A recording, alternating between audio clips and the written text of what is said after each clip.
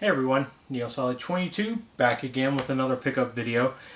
This time I've got quite a bit of stuff. I actually haven't shot a pickup video in a little while, I guess. I don't know, maybe just a few weeks. I don't know. I can't remember the last one I shot. But I've got a lot of stuff from a lot of different places. Just kind of been running around best I can to find stuff. Still winter basically here, even though today when I'm shooting this video is the first day of spring. We had like snow this morning. But nonetheless, I've been finding some stuff, mostly through thrift stores. Yard sales are getting to the point where they're about to start back up, but they haven't really started yet. But nonetheless, let's go ahead and get started. First find, not really a find, it's a retail find. But I was going through the Target clearance section and I just happened to run across this. It's the Godzilla for PS4. It was only 14 bucks, so I had to pick it up, of course. Pretty cool. Haven't opened it yet, haven't played it. You can see the price tag still on it there, but for $13.98, I'm going to pick that up for sure. Next, I went to a thrift shop that we have here called Savers. Other people have them. I think them and Value Village are the same company overall, but I hardly ever find anything there. But this time, I happened to run across a couple of things I just had to pick up. It's a couple NES games, actually, and the first one is Disney Adventures in the Magic Kingdom, and I already have this game, so this is going to be an extra. As you can see, the cart's got a lot of rental stickers and stuff on it, but the reason I bought it really is for this case. This is a box cut, so this is the original box for the game put into a rental case, and on the inside it has the a little instruction thing. And if you ever want to know the reason why these instruction things went in here as opposed to why the instruction manual didn't come with them, watch the Gaming Historian's story on Blockbuster Video. It's kind of an interesting thing of why these instructions came with it. Of course, ultimately these instructions may have came with it just because they lost the manuals anyway. But it's a very cool video. If you get a chance to check it out, I would recommend it. So I got that one, which is the better one I got. And then I got a Wheel of Fortune in the same box cut case, which is really cool. I think this was $3.99 and this was $1.99. So not bad. Not bad at all. I'll take that. Then I hit Goodwill, and they had one GameCube game. My buddy Martin said he needed it. I already have it, I believe. I picked it up. It's The Sims 2 on GameCube. It is complete, in really good shape, so he'll be getting that one when I get a chance to get it over to him. Next I went to a little thrift shop here locally to me. I never really found anything there. They've had a few Super Nintendo sports games that I never really wanted to pick up. But this time I went in there and they had a couple games I figured I'd pay the price they wanted for them. First was an Xbox copy of Outlaw Golf 9 Holes of Xmas. It is not really complete, but this was a Blockbuster exclusive, so it has that tagging on it, of course. And then it's got a buy one get one free game in here for Blockbuster. Awesome. I'll be using that, of course. Yeah, right. So I just thought kind of cool, Blockbuster exclusive. You're not going to find a lot of these out there. Of course, there's probably is a lot of them, but I hardly ever see this one, so I picked it up. And then they had something really cool, what I thought was really cool, and that's a big box PC game called Betrayal at Krondor.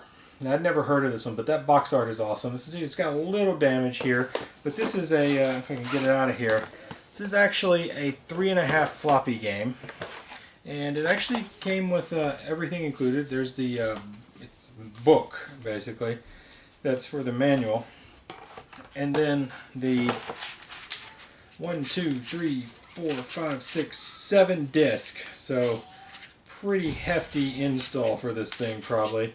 But I believe 7 disc is right for this one. I don't know. I don't know a ton about these big box games ultimately that came on disc. But it was a pretty cool find. I was happy to get it. I think I paid $5 for it, which is probably about what it's worth anyway, because most people don't pick up big box games. But these are really cool to have. They take up a lot of shelf space, so it's you got to have plenty of space to put them, which I don't, but I buy them anyway. Then I hit one garage sale. Had games.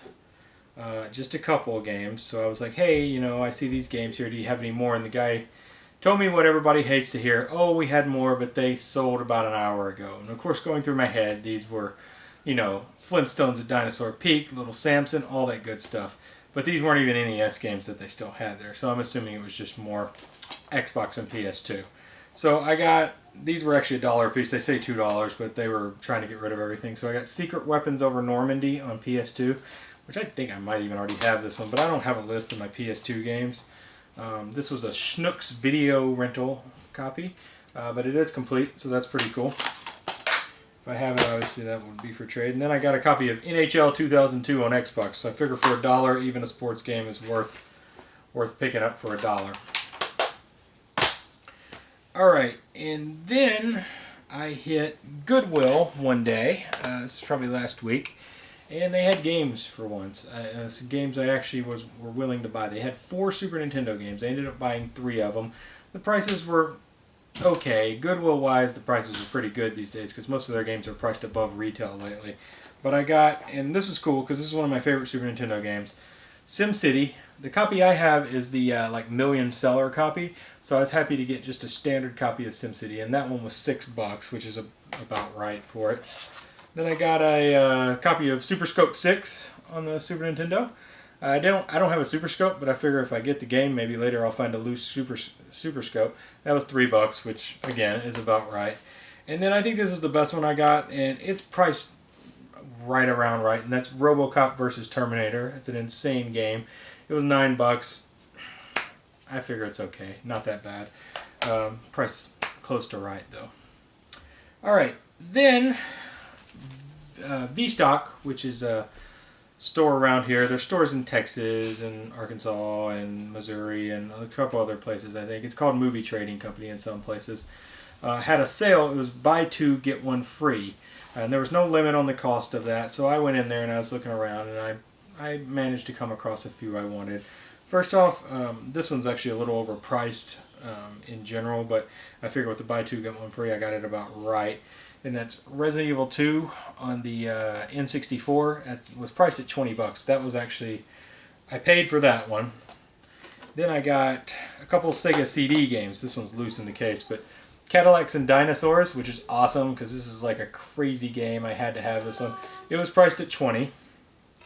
So I got that one. And then I guess the free one would be this one. And it actually is the one that's priced the best out of the lot.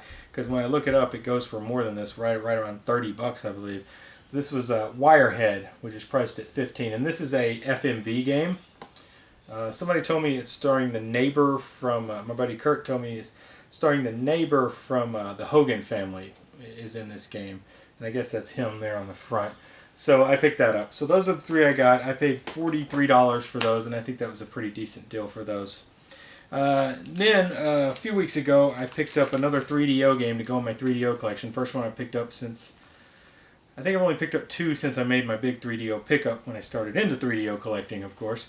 And this is only the second one I've gotten since then because you just don't come across them for decent prices. And this one is a FMV game as well, except it's animated, so it's more like an anime type adventure FMV, and that's Strawl. I got this from Charles Tice, who's in the St. Louis Retro Gamers group, so I was happy to pick that up. Pretty cool. Just in the CD case, doesn't have the outer box, but I can live with that. Alright, and then yesterday, I made a really great pickup. I was out and about, I had to take a suit to get altered and things like that, and there's a resale shop here in town. So I was like, I told my wife, I said, I'm just going to run in there real quick before I run a few more errands, and she's like, you know, that's fine, of course. So I ran in there, and I looked behind the counter, and they have a PlayStation 2 and a bunch of games. Nothing really special, nothing I didn't have. Shaolin Monks was like the best of the bunch that they had back there, which is like a, what, $10 to $15 game. May have went up by now, but so I was like, oh darn, I bet I'll see nothing else. So I went to the back where they keep like the DVDs and maybe a few games here and there, and I was shocked to find a bunch of other PS2 games. There were some sports games, there were some Xbox games as well, but I was really shocked because there were some really good ones there. So here are the ones I got, and I'm going to start with the worst and go to the best. Drakengard, which is a decently priced game. These were all $4, by the way. Everything I got there was $4. So I got Drakengard. I like that one. That's a good one. Which is, of course, Square Enix. Front Mission 4, another Square Enix game. This is a great RPG from what I've been told by my buddy Martin. So got that one. I may have this one already. I can't remember. It's not complete. It's a former Blockbuster rental because it's in a Blockbuster case. I think Drakengard was, yeah, Drakengard's complete. Then I got, which this is a great one, Star Ocean, Till the End of Time. I didn't have this one, so I was happy to get this one. It's got both discs but no manual. And these two are the better ones. These are the best ones I found because these are not cheap games. Wild Arms 4, complete, former GameStop apparently. And then this one, Wild Arms 5, which is not complete unfortunately, but the disc is in great shape and the case is in great shape. So that was super to find those. And I also picked up another big box game, and that's Max Payne, big box. Now the weird thing about this is it says it has a mouse pad included, and I thought it was really heavy, so I was like, well, maybe the mouse pad's in there. So when I ended up checking it, it's not the mouse pad in here, it's actually the strategy guide that's in here. So I got a free strategy guide because it didn't come with that. And then of course the game disc and everything else is in here. So that was really cool to get. Really good to add that to my big box collection. I love that game. That's one of the greatest games that came out on the PS2 and Xbox in my opinion.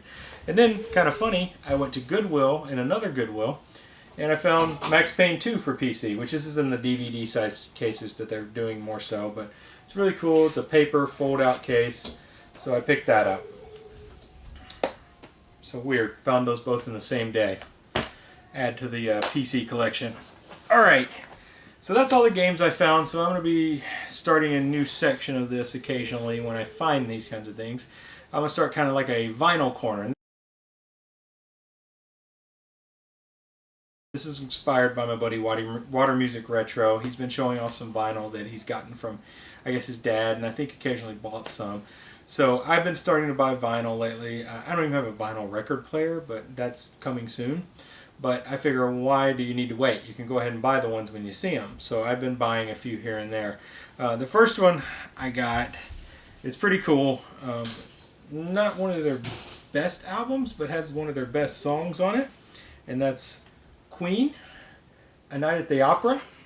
Very cool. And if you don't know, this is the album which Bohemian Rhapsody is on.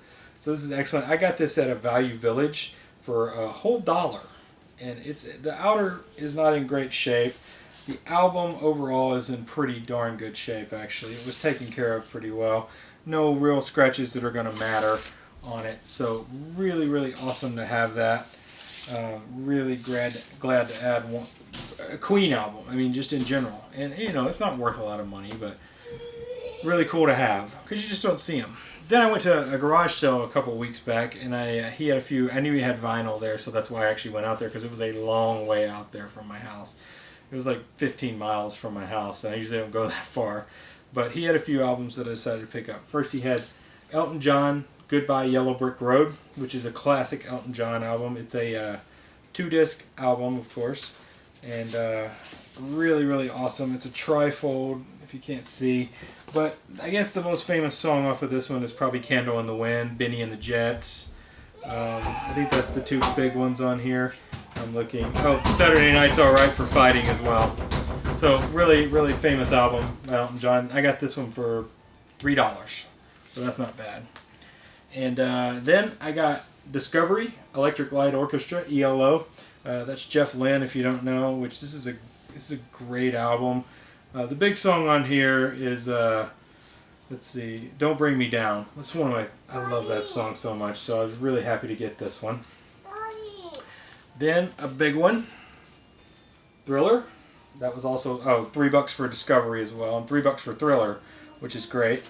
It was stuck together a little bit, so when I pull it out with Michael Jackson and his baby tiger on him, but Thriller's a great album, well worth it. Of course, Thriller's on here. Want to Be Starting Something, Beat It, Billie Jean. I mean, this is the album, man. This is awesome. And then today, I went to Half Price Books for their 50% off sale, and I picked up a new vinyl album from a newer band, and that's St. Paul and the Broken Bones, Half the City. These guys are really great. If you haven't checked them out, I would recommend checking them out. I got this for $10, so that's a fantastic price for an album, in my opinion. Alright, so that's it, guys, and gals, if there's any gals watching. I hope you enjoyed everything, and I hope, if you don't like the vinyl corner, let me know. I'll certainly not do it anymore, or do it separately if you don't want to see that in my videos. But if you like it, let me know that as well. Thanks for watching, and we'll see you next time. Like, comment, subscribe.